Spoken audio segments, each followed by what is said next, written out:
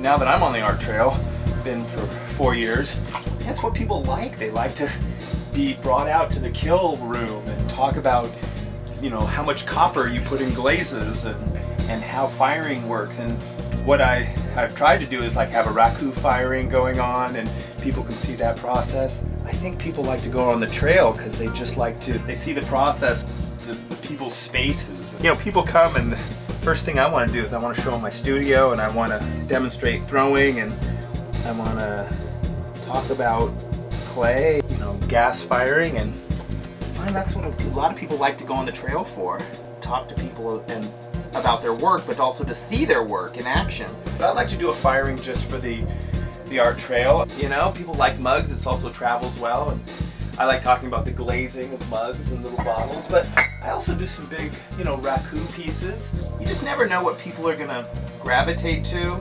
I like making functional stuff. I like making bowls and platters and mugs, but sometimes larger sculptures are fun to look at. I do gas kill high fire, which is a lot higher temperature, and I do it in porcelain, and I do kinds of glazes that have a lot of copper in them and tin, which gives them the bright reds and the purples in what's known as a reduction fire. In other words, when the firing is at the hottest, there's not a lot of oxygen in the kiln, and it pulls that oxygen out of the chemicals like copper carbonate, and when it pulls that oxygen out, the fire does, it changes the colors.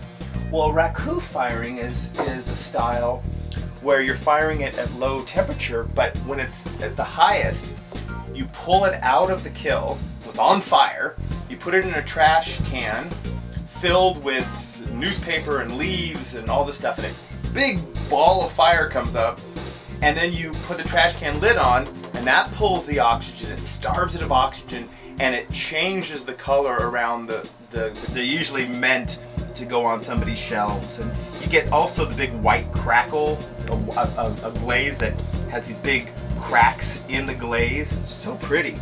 The raku firing takes about 2 hours, you know, but the high fire takes about 12 hours.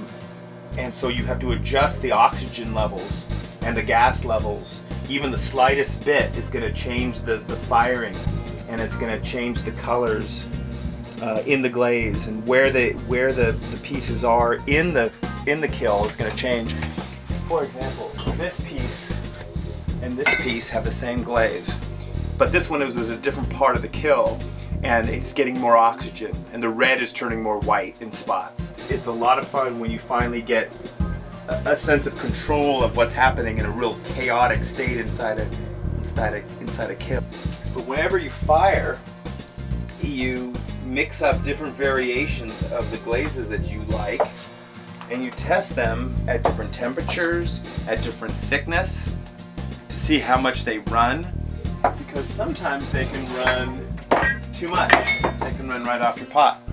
I love the color I'm getting here, but I had to deal with how much glass was in the glaze, how much silica was in the glaze. That tells us a lot, how much frit.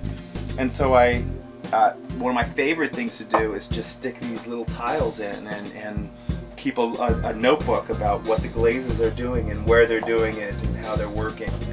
I just love talking to people about their work. I love talking to people about the process. It's my best show of the year. I sell more things at art trails than any other place.